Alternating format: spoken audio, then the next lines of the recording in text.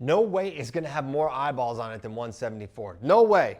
No chance. No how. Carter Starocci is the #1 story in NCAA wrestling right now. He's a 3-time NCAA champion, going for his 4th. He did not wrestle at the Big Ten Championships due to injury. We do not know how healthy Carter Starocci is. He got the 9 seed. 9 seed. Crazy. And with that, he's going to have the opportunity to create some absolute chaos in the top half of that bracket, which has not 1, not 2, but 3 NCAA champions in the top half. That's, I don't want to say unprecedented, but incredibly, incredibly rare. And so for Carter, round 1 matchup, he's got Andrew Sparks, who he had to forfeit against at Big Tens. And so as this is my predictions. I kind of go through who I think is going to win and place and who are some potential dark horses. For Carter, there's 2 things. I've heard a little bit, he's healthy. He's fine. And I say, do we really? I know he said he was. And I know and it's a lot of coaches that are telling me this. Like, he's fine. He's like, okay, well, let's look at track record here.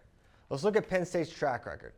They have done this where they entered a wrestler and didn't have him wrestle a match at conferences. They've done this 1 time ever, and that was 2017 Nick Soriano, who didn't even wrestle at NCAAs. Now you say, what about Nolf? And what about you? Okay, let's look. Nolf wrestled. Not only did he wrestled and won 2 matches that year, and then he forfeited out.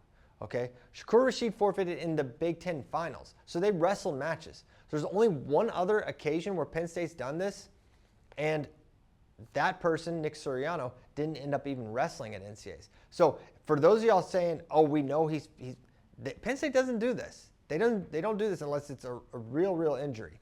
And so I think Carter's going to say he's fully healthy, of course, but in my mind, and just looking at track records, I think he's going to be limited in some capacity. The question is, will he be limited enough? We know that there is a gap when everyone's healthy. There's a gap between Carter Starocci and the rest of the country. But now we don't know what the gap is, or if there even is a gap. All that being said, I got Carter winning this weight. I have to see him wrestle a match and not get his hand raised before I pick against him. This guy hasn't lost since he was a freshman in the Big Ten Finals by Michael Kimmer. 2021, it's 2024 now. Okay, that's a long winning streak. He's been in some tough wars. He's had to win some really hard matches, and I think he's going to do it again. I think he goes through Andrew Sparks and through Adam Kemp. And then he's got Mekhi Lewis, an NCAA champion, a guy he beat for an NCAA title his sophomore year. And for Mekhi, you could look at it 2 ways. You could look at, hey, this is a great opportunity to knock him off early, right off the scale, a quarterfinal match. Maybe it could be an advantage for him. I don't know. Both those guys are really big for the weight, in my opinion. I think the weigh-in thing is probably not much of a factor.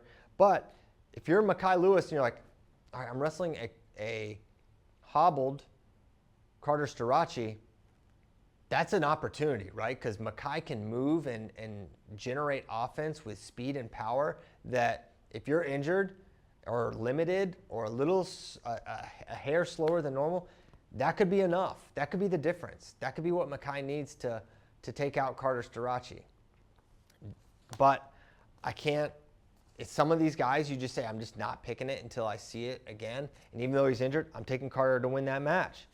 And his semifinal opponent may surprise you, in my prediction. I've got Patrick Kennedy. Now, he's the 12th seed, and he should be the 12th seed. But I think there's some things going on here, and reasons I think that's not an unreasonable pick. Let's look at the 4 seed, Shane Griffith. He got injured in his Big Ten semi, which he won. But ankle injury, it seems. It looks like ankle to me. And those are pesky, and those can slow you down, and those can change how you wrestle, right? Maybe even worse than a knee in some instances, right? It really can hamper your mobility. So with that, all that being said, I think I've got Griffith making it to the quarters against, I think he beats Brody Conley. I think he beats Faison. Faison's not a tough first round. That's a pretty tough first round match too. But I think he makes that quarter. But Patrick Kennedy, I think he beats Tyler Eichens in the first round. And I think he beats Bill Canigliaro. Canigliaro lost twice to Benny Baker at EIWAs. And it's not about Benny Baker, but, forget the name, that's the 26 seed. So the 5 seed lost to the 26 seed last week. So that says a lot to me. Patrick Kennedy, meanwhile, had a great Big Ten. He's looking really tough. He's beating a lot of good guys. He's already beaten the 3 seed, Edmund Ruth, this year. I've been really high on Patrick Kennedy. So I think he beats 5 seed Canigliaro, and then I think he beats 4 seed Shane Griffith, a limited Shane Griffith, not the Shane Griffith we'd seen previously. And injuries just matter. And all things being equal, and if it winds up being that Shane Griffith's 100% healthy, okay, well then that would change my prediction. But I just don't think that's what we're going to see. I think we're going to see Patrick Kennedy win that match before losing to Carter Starocci in the semifinal. But what a first. What a top half here. 3 NCAA champions. And it's very different from the bottom. The bottom, you have 1 returning All-American versus 3 NCAA champions on the top. And that man is Peyton Mako. He's the 22 seed. Crazy. Crazy. So the 2 seeds, Cade DeVos. 3, Edmund Ruth. Everyone knows I'm high on Rocco Welsh, and that is not going to cease.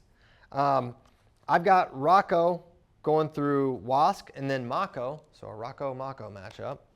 That's tight. And then I've got him against Edmund Ruth again. And I'm saying 3rd time's a charm. I've incorrectly picked this twice. I'm going to do it again potentially. I've got Rocco Welsh making the semis, beating Edmund Ruth. And where he'll take on Cade DeVos. Now, this is another coin flip match. I think Ruth-Welsh is a coin flip match. And I think no matter who it is, if it's DeVos versus Ruth, if it's Welsh versus DeVos, coin flip, coin flip, coin flip. I think all those matches could go either way. These are really tight. I will say this. I would be surprised if anyone other than those 3, make the final at 174 on the bottom half. I really think those are the 3 best guys at the weight. And any of the other guys making it would genuinely surprise me. But I've got DeVos getting it done for South Dakota State, making the finals. He had a close match against Gavin Sachs out of North Dakota State in the Big 12 finals, but he was able to get his hand raised there. DeVos is right there to beat Shane Griffith this year.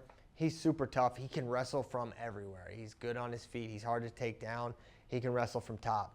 Across the board, really good wrestler. But I debated putting Welsh in the finals here. I said, well, let me relax here. He hasn't shown he can beat Edmund Ruth yet, so I need to maybe temper, go kind of take a half measure there on my prediction. But I have DeVos beating Lennox Wolak, which if you haven't watched Lennox Wolak, this guy's crazy. We just did a little Earn Your Goal, did a breakdown post on how great this guy is with upper body stuff. So make sure you check out that on our Instagram page. But I don't think he's going to be able to Uchimata Cade DeVos to the NCAA semis.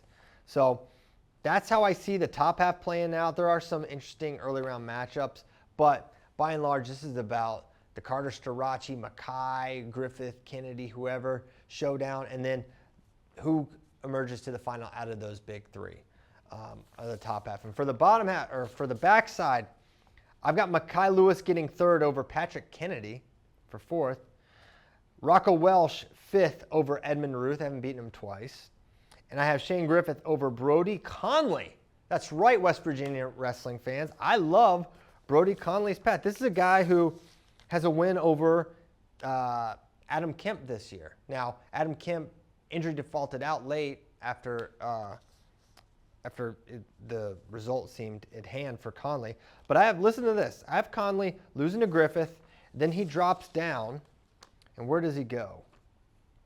So I have him going through Kramer of Central Michigan, and then Canigliaro. Canigliaro's best win is a shared one over Adam Kemp. I think Conley gets this done, and then because Canigliaro had kind of a rough showing at, as I already mentioned, at EIWA. So I think I like Conley there, and then Conley over Lennox Wolak.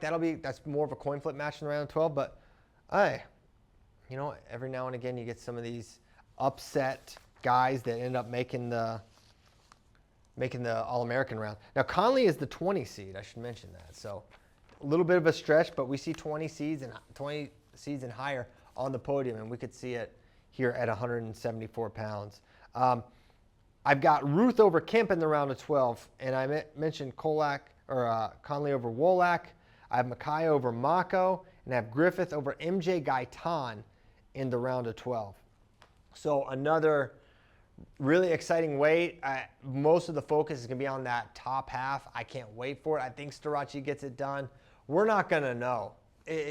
We're going to analyze Carter. We're going to watch him. We're going to watch him against Andrew Sparks. And really only until then are we going to have a clear picture of how good Carter Starocci is going to be for this tournament. But either way, history on the line at 174.